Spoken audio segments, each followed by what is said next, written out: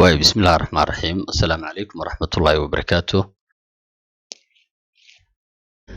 سؤاشن waxay leedahay the diagram shows parts of an electrical circuit.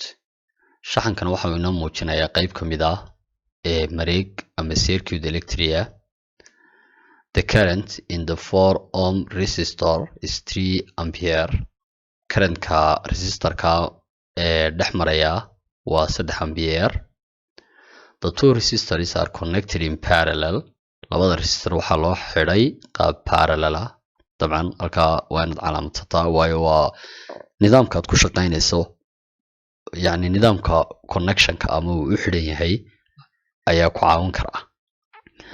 waa haddii layna odhan lahaa series buu xidhayay shaqadeena, shaqada series shaqo ku base garaysan series bay ahaan lahayd.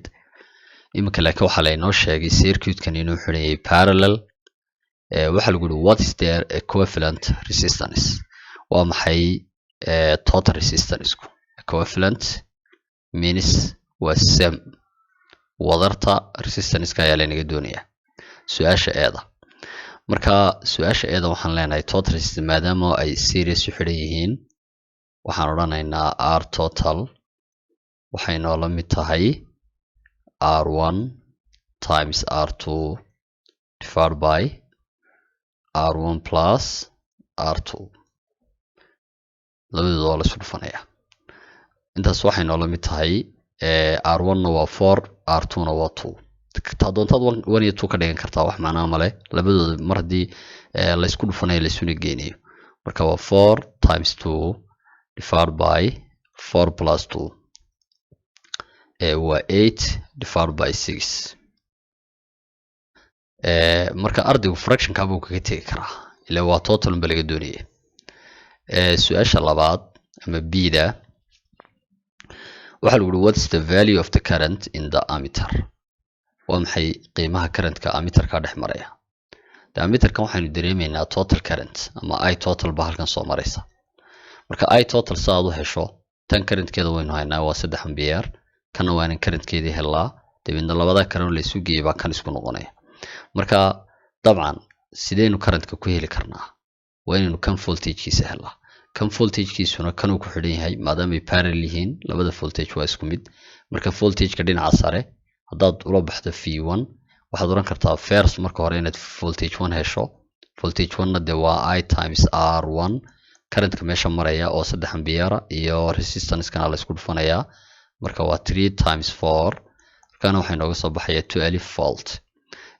v2na v2 baan ujeedaa waxay leeg tahay v1 oo iyaduna waa 12 volt. yani voltageka tan maraya haddii v2 nidhaahno dee labada voltage waa same.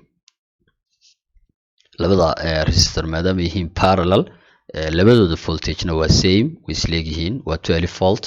therefore currentka dhinacan maraya waa voltagekan oo loo qaybiyay resistance-kan. marka waxaan leenahay therefore current 2 baynu dhinaca ula baxaynaaye waa voltageka oo loo qaybiyay resistor 2. voltagekaasina waxa weeyaan waa 12, resistor 2na waa 2, dee la isu qaybiyana waxa weeyaan 6 volt 6 ampere aan idhaahdo 6 ampere. waxay noo soo baxaya 6 ampere ba halkaa inooga soo baxaya. therefore waxaad oranaysaa I total waxay kula mid tahay I1 plus I2. labada current la isu geeyay, currentka dhinaca maraya waa 3 ampere oo loogu daray currentka dhinacan soo maraya oo isaguna 6 ampere plus 6 ampere. halkaasina waxaa kaaga soo baxaya waa 9 ampere. total current resistorka dhex maraya waa 9 ampere. okay, su-aasha lixaad waxaa layna yidhi the diagram shows a ray of light directed at a semi-circular glass block. shaxankan wuxuu kuu muujinaya ray of light kusoo dhacay semi-circular block, soo dhex maray markii dambena dibadda u soo baxay. wataa ray of light ay kugu qoran tahay. markaad shaxanka eegto su-aalaha lagu weydiiyana aad isku eegto, su-aasha hore waxaa lagu yidhi name line x. lineka dashid lineka ee x magaco baa lagu yidhi. dabcan waxaa la yidhahdaa normal line. lineka waxaa la yidhahdaa normal. which angle A, B, C, D, E or F is an angle of incidence xaglaha ay ku qoran tahay xarfuhu keeba angle of incidence marka fallaadhu xagasha ay ka soo gasho ee ugu horeysa ku soo dhacdo oo ah angle E marka jawaabtu waxaad oranaysaa angle E ayaa angle of incidence the angle B na waa angle of refraction buu noqonayaa waxaa lagu yidhi state an equation waxaad qortaa isleeg which relates isku xidha angle of incidence-ka angle of refraction-ka iyo refractive index of glass ee glasska of the glass haddii la odhan lahaa tanay noqon lahayd laakiin of glass unbaa la yidhi waa iska general marka qaacida ahaan waxay iska noqonaysaa inaad tiraahdo sin I divided by sin R equal n waa refractive indexkii the angle of incidence iyo maxaa kale lagu yidhi angle of refraction soo maha labadana waa I iyo R marka equationka isku xidha waa Snell's law ayaa equationka magac ahaan loo yaqaanaa su-aasha 7aad waxaa lagu yidhi the diagram shows a collision between a proton P and a helium nucleus shaxankan hoos inoo yaala wuxuu inoo muujinayaa isku dhaca u dhaxeeya proton iyo curiyaha helium nucleuskiisa marka protonka iyo heliumka ayaa isku dhacaya heliumku waa not moving ma dhaqaaqayo before collision yani ka hor intaan isku dhicin waxa socdaa waa protonka uun after collision markay isku dhaceen protonkuna dib u soo booday heliumna dib u dhaqaaqday marka after collision helium way socotaa haddaba information kan ayaa laynaga siiyey isku dhacoodii waxaa lagu yidhi the table gives some information about the collision shaxankan wuxuu inoo muujinayaa warbixin ku saabsan isku dhaca halka waxaa inoo yaala protonka kinetic energy-giisa iyo helium nucleuska kinetic energy-geeda mid walba before collision iyo after collision ayaa inoo yaala yacni before collision intaanay isku dhicin protonka kinetic energy-giisu wuxuu ahaa 12.5 laakiin maadaama heliumka ay taagnayd kinetic energy-geedu wuxuu ahaa maxay 0 waa before collision intaanay isku dhicin protonka kinetic energy-giisu 12.5 buu ahaa heliumkuna 0 buu ahaa sababtoo waa maxay heliumku way taagnayd after collision markay isku dhaceen ka bacdi protonka kinetic energy-giisu wuxuu noqday 4.5 joule heliumkuna maadaama ay after collision dhaqaaqday yadna kinetic energy-geedu wuxuu noqday 8 joule su-aasha marka laynaga rabaa waxa weeye su-aaluhu waa kuwan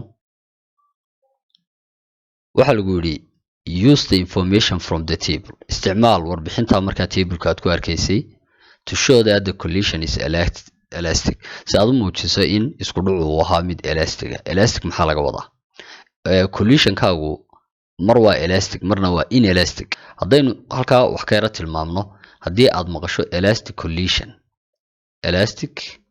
collision haddaad maqasho isku dhacaas waa mid elastic ah macnaheeda waxaa laga wadaa total kinetic energy before collision ayaa wuxuu leeyahay total kinetic energy after collisionka noocaas oo kale waxa la yiraahdaa waa elastic baa la yiraahdaa sidoo kale total momentum before collision ayaa wuxuu leeyahay total momentum after collision labadaasba waa equal marka collisionka noocaas ama isku dhaca noocaas waxa la yiraahdaa waa mid elastic ah that means si kala hadaan u dhigno kinetic energy waa conserved wax ka lumaya ma jiraan momentumkuna waa conserved oo wax ka lumaya ma jiraan halkaas marka collisionka noocaas waxa la yiraahdaa waa elastic collision baa la yiraahdaa okay haddaba isticmaal warbixintan halkan kuugu taala si aad u muujiso in collisionkaagu yahay elastic waan cadaynaynaa inuu elastic inuu inelastic waxaan ku kala cadaynaynaa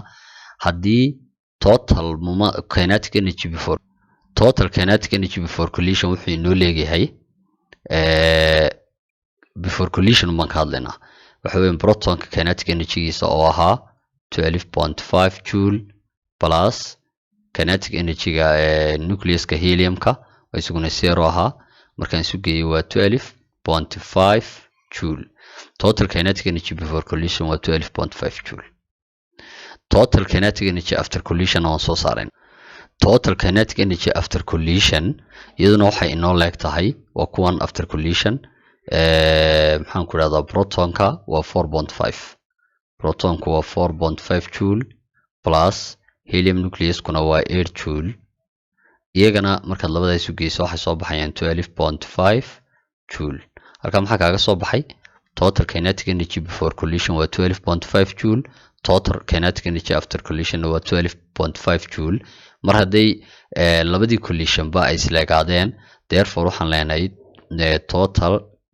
kinetic energy before collision equal total kinetic energy after collision implies that collision is elastic arrintaas waxay muujinaysaa collision-kaagu inuu yahay maxay elastic collision-kaagu markaa waa elastic collision ayay ku muujinaysaa okay su-aasha ku xigta oo 8 su'aalood bay haayeen su-aasha u dambaysa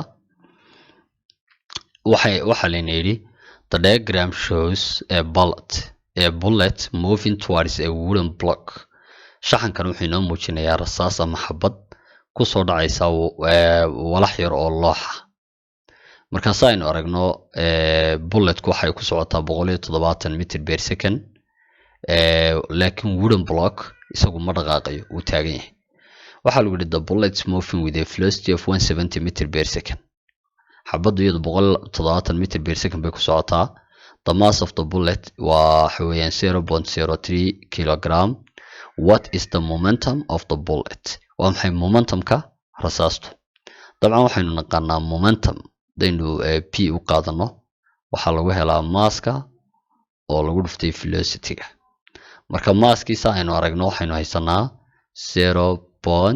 0.03 times velocity-giina waxaynu haysanaa 170 labadoodaas unbaad isku dhufanaysaa sidaa waxaa noogu soo baxaya 5.1 newton meter way su-aalaha inta hadhay kolley waa extended questions baa la yidhahdaa qofka waxa lagu yidhi choose only one question su-aal keliya ka dooro marka taasi waa magnetism ta ku xigtaana waa force and motion su-aasha ku xigtaana waxa weeyaan question 3 na waa circular motion marka saddex su-aalood kolley mid unba iyada laga dooranayay that's all su-aalaheena intii aynu ugu talagalnay halkaas ayay ugu guran yihiin